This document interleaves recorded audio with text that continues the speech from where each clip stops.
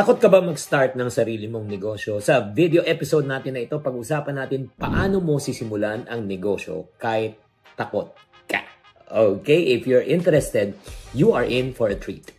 Videos that will make you wealthy and debt-free.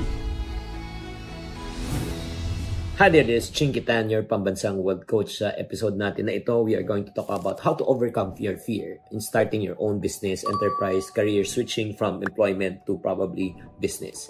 May napanood po akong video, galing po kay Dane Gorospe, and nag-uusap silang dalawa, and it caught my attention, and it made a lot of sense. So, let us watch kung paano nila naumpisahan ang kanilang sariling negosyo. I just wanna share something also. I think marami tayong matutulungan dito when starting a business. For example, wala kang kaalam-alam pa. Ako, yung start natin na Turning Tides ng restaurant, wala akong experience sa ganong negosyo. But my willingness to learn, to study, para maging maalam ako sa industriya nito. Most probably, maganda yung kalalagyan ng negosyo kasi you're putting your heart into it. Learning is a big part of being a businessman or woman. Huwag kayong matakot to try. Wow! Okay, very good. Nako nakaka-encourage naman.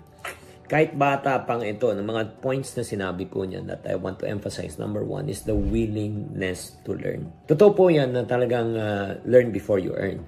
The reason why a lot of businesses fail is not because of the lack of capital. It's because of the lack of knowledge and information. I don't know if you will agree with this statement. Napakahirap gawin ng isang bagay kapag di mo alam. Mahirap magnegosyo pag di mo alam. Mahirap mag-invest pag di mo alam. Likewise, mahirap din mag-business pag hindi mo rin alam. Kaya nga, importante na kailangan alamin mo. And then, yun nga, sinabi niya, learning is a big part in terms of business.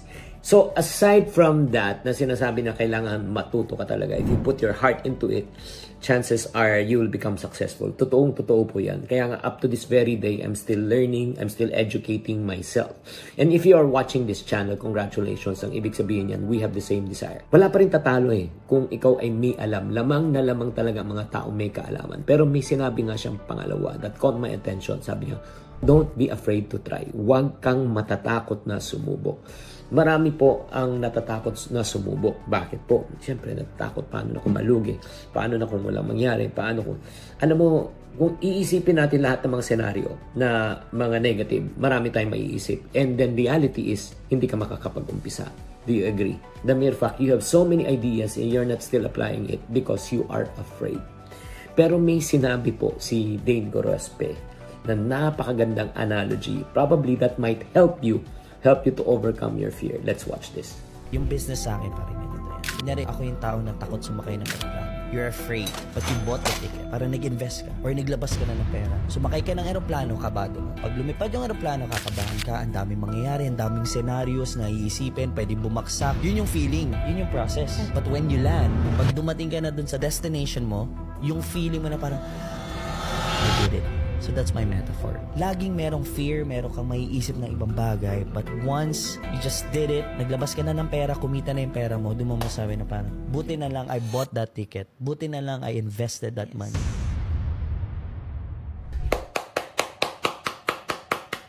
Galing? We need to try. We need really to try. Yun nga, napakaganda na metaphor niya. Siyempre, parang takot ka lang mag-buy ng umpisa. Di ba? Pero pag natuto ka, mag-e-enjoy ka. Natakot ka lang lumipad. Pero pagka natuto ka na lumipad, di ba, landing mo, ganun. Ganun din, takot din tayo magnegosyo. Pero pag kumita ng negosyo, ang sarap ng pakiramdam. So, probably up to still right now, you're still afraid of starting. But allow me to help you get started. No? Paano ka mag-start kahit takot ka? Number one, tip ko po sa inyo. Never get into something that you do not understand. Pag hindi mo alam, pag-aralan mo muna. That's number one. Do a lot of research. Or if not naman, get people, ask from people who have been there and done that. If you cannot do that, kung wala kang mapagtanungan, ito yung second tip ko po sa inyo. Magtrabaho ka sa mga industries na gusto mo talagang pasukan. Kahit maliit ang sweldo. Bakit? Ang goal mo doon, hindi kumita. Ang goal mo matuto. Learn the ins and out. Tulungan mo yung may-ari. Help them to achieve their goal. If you learn the ins and out, you can also start your own. Number 3, third tip ko para hindi ka matakot talaga, start with the money that you can afford to lose. Huwag kang mag-i-invest na pera pag nawala masisira ang buhay mo. Huwag mo ito todo. Especially if you're an OFW, if you're a retiree, wag mong itotodo. So what do you do with the money? Use the 10% rule that I always apply and teach in all my investment. Lahat ng mga investment business ko, I use only 10%. When you say 10%, kung may 100,000 ka, 10% of that is 10,000. Mag-start ka sa 10,000 pesos. Bakit? Just in case na magkamali ka, may 90,000 ka pa. Mag-invest ka ulit ng 10, nagkamali ka may 80,000, nagkamali ka may 70,000. On the 4th attempt, like 10,000, kumita. Good news, you can recover pa rin the 30% that was lost by using the 60% remaining to reinvest. Meron ka ng proof of concept. Meron ka ng idea. Nagigets nyo? Kaya huwag kayong matakot na matuto ka, sinabi nila. Pangalawa, try. Walang masama. And then, as you are already operating, ito suggestion ko po, kailangan meron po tayong plan A, plan B, plan C.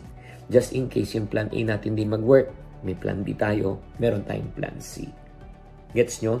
Parang nag-develop ka ng product, hindi siya bumenta. Ay, baka pwede ko i-bundle. Pag binundle ko, buy one, get one.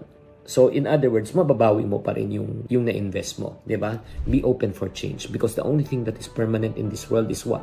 Change. So, be flexible. Kasi nag-a-adapt po talaga, nagbabago po lahat. Kaya, huwag kayong matatakot na walang benta. Kailangan mo lang mag-adjust. Ito yung pinaka-importante. Seek expert advice.